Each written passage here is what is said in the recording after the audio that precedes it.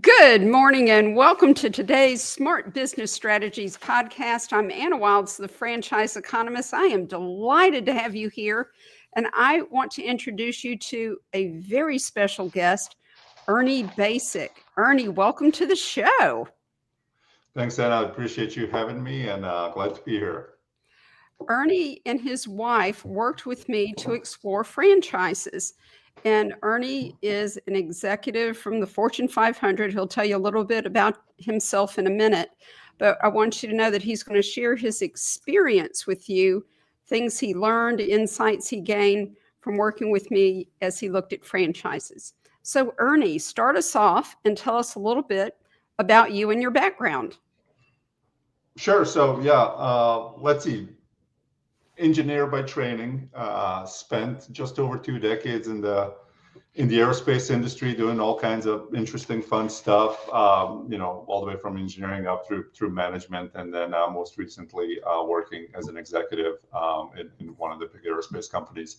So exciting, 2+ decades of that work. My wife is in the same industry. We have a couple of kids, 3-year-old and a 6-year-old, and trying to explore some additional options. And what got you thinking, like, why a franchise? What got you thinking about that, Ernie? Yeah.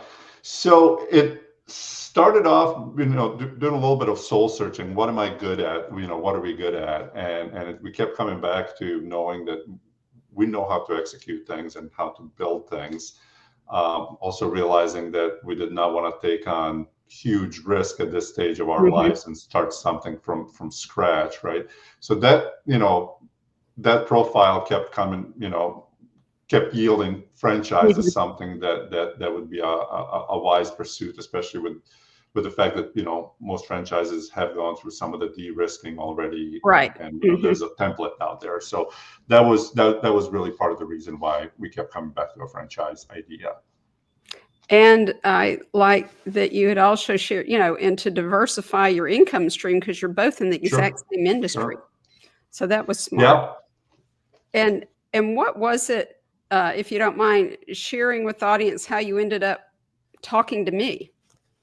Yeah, so it was a friend of mine that I used to work with, a colleague, a friend. I saw something on his LinkedIn profile where basically, he just started a brand new franchise, and it was in space that I was not familiar with. In fact, I was surprised by it. So I reached out to him and I said, what's going on here? How, why? And he said, well, I didn't expect to be in this business either, but there's a whole process and you should talk to Anna about, why. So he ended up, linking us up, and I reached out to you and started the conversation about, hey, here's what we were thinking and the help we need. Yeah. And one of the things that I especially liked was the fact that you realized, I don't know anything about franchises, and how am I going to know how to pick the right one? You want to speak to that a little bit? Yeah, that's always the hard one, right? Realizing, I need help somewhere, especially when you're used to, solving things on your own a lot of times. But yeah, I don't pick franchises for a living, right? I don't do this on daily, right? So that was a realization, my God, there's all these options out there. Which one do I pick? There's different business models, different, investment requirements. So we both my wife and I recognized we were going to need some help here to navigate through the process. Mm-hmm. And so asking for help is not something I know a lot of people don't necessarily like to do that. They see it as a weakness, but you saw it as a strength. Is that right? Yeah, I think that's maybe working with again 2+ decades in the aerospace industry can humble you a lot of times just from the complexity of it. So I think asking for help is not necessarily I never saw it as a weakness. Just recognizing, hey, I need help here. Let's figure out where we're going to get the help. So that was it seemed to make sense to me. Yeah, you don't know what you don't know. And Exactly. that's the role that I help people with. Well, and Ernie, help folks understand What was helpful to you in working with me as your franchise advisor? Like, can you give some specific examples? You know, you're not the only one I worked with, right? But we didn't work with the other person very long because it was a completely different approach. And you know, the reason we are talking here is because I was really impressed with the approach you had, right? And first and foremost, it was just a brief overview of, hey, here's the timeline, here's how we go about deciding this. The second piece, and this was critical to both my wife and I, was the sheer amount of time you spent understanding why. Mhm, We checked the finances. Okay, got it. That was piece of the equation.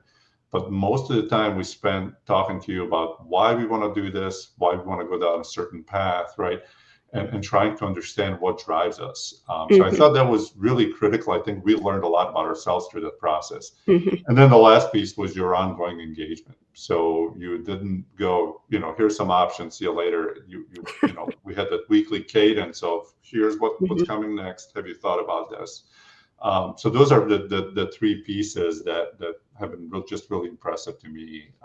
Very structured and organized in how we went through the process of selecting it. Well, I'm glad that you found value in it, and thank you for sharing your experience with the audience because they're probably thinking, franchise, how do I even start? Where do I start? There are only 4,500 of these things, to choose from. Well, that's exactly what what the very first conversation we had is, there's all these franchises at all these different levels, all Mhm. these business models, and it's like, okay, where do I go with this thing? Yeah, Um, exactly. it was overwhelming, and yeah, we needed help. So Well, and what advice do you have for other corporate professionals as they consider, transitioning to the next phase of their careers and lives? at some point, you understand, you recognize what are you good at, what do you enjoy doing, Mhm, versus what are the things you don't love doing, right? And it helps to like the final product and what you're working on. But really, what makes you happy versus unhappy is probably the way you're spending your time. So I think spending some time and soul searching on what makes you happy, um, what tasking makes you happy was mhm, critical, and that was part of the conversations we had in mhm, order to start narrowing things down. So I think I would definitely start off with that piece, um, and then get help. Right? I don't. Um, this is a brand new industry. It's something different, something I haven't done before. So why go on your own and do it? It's mhm, not like I've done it, on my own. So I think those are probably the two things: is understand what makes you happy, the type of tasking that where you mhm. want to spend the time, and then get some help to have somebody walk you through that process as you select a franchise. And then match you to a franchise where your role as the owner fits what you enjoy doing, or good at doing, and want to do in a business of Absolutely. your own. Yeah. Ernie, this show is called Smart Business Strategies. What is one or two smart business strategies that you would share with the audience when it comes to looking at a franchise? Yeah, so I think we already touched on that in a lot of ways, right? But understand again, goes back to doing some soul searching, understanding how you like to spend your time, um, and then getting some help to navigate your way through that. How The Go ahead. how I was going to say, how important is it to have your spouse involved in the process? Well, I think that's critical, right? Because as you start off with 4,000 plus options and not knowing which way is up, right, and then figuring out, okay, these are the kinds of things I like to do. These are the kinds of things that my wife likes to do or doesn't like to do, and then narrowing it down to a handful. Um, Going through that entire process, at some point, your spouse, in fact, your entire family, is going to be associated with this franchise and this business that you take on. They all have to be comfortable with it. Mhm. In both being associated with it, being invested in it, the kids may end up working in the franchise at some point, right? So it is a family decision. Certainly was for us, but so just by that nature, having your spouse involved from day one was critical, certainly for us. That is a good and smart business strategy for sure. I had a former colleague who used to say a franchise is something you do with your spouse, not to your spouse. Yeah, I fully agree with that for all the right reasons. Right. All right. So Ernie, let's talk money now. How are you able to even come up with like an investment level and even a funding strategy? Like, how are you going to pay for this thing? What shed some light on that for you? Yeah. So we had numbers in our head. We had ranges on what we were comfortable with and where we would want to go with. The interesting part was, again, part of the learning process was, well, sure, the easiest thing is, you either pay for it or you go get a loan, right?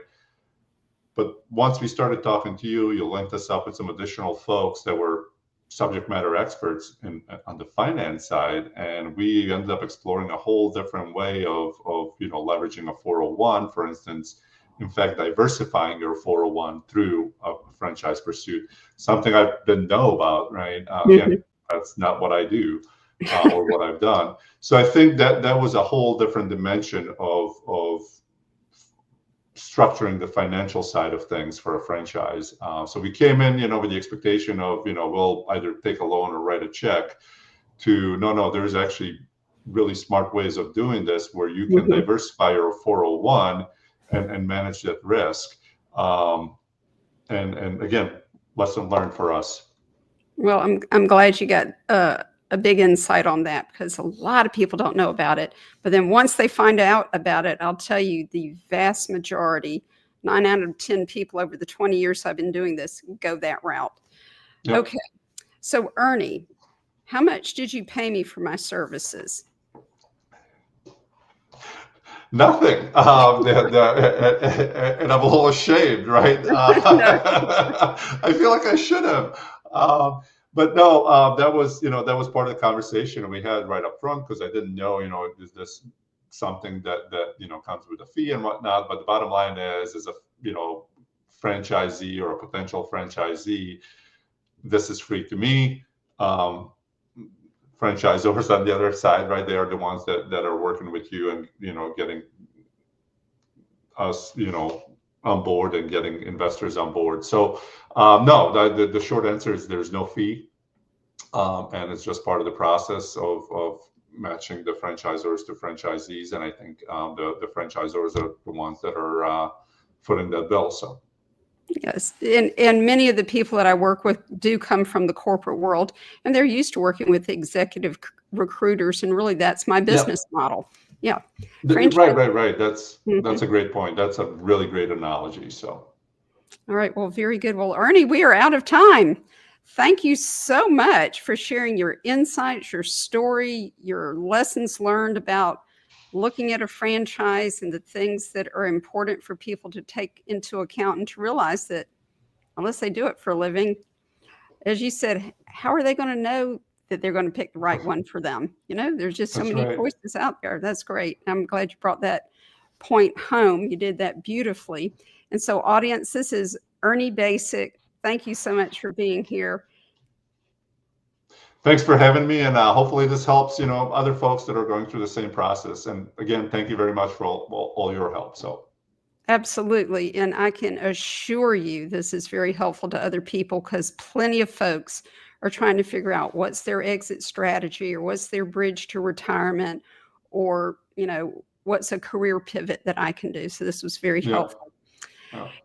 And audience, thank you for being here. Thank you for watching and listening. And be sure to come back next week, because guess what? I've got another executive turned entrepreneur on the show, and he's going to share his experience of launching his business the first year, and what went according to plan, what met his expectations, and what didn't. You are not going to want to miss it. Be sure to come back next Wednesday at 11:30. I'm Anna Wilds, the franchise economist. See you then. Bye-bye.